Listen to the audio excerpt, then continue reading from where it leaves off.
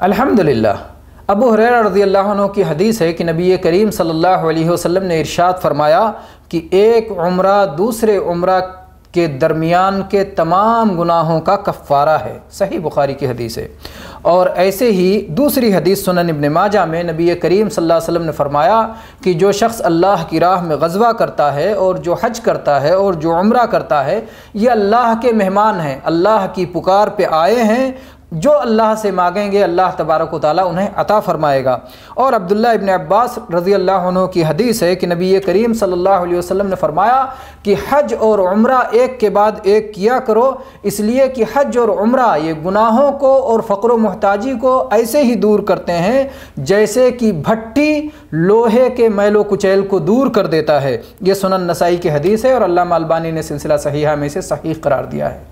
الحمدللہ۔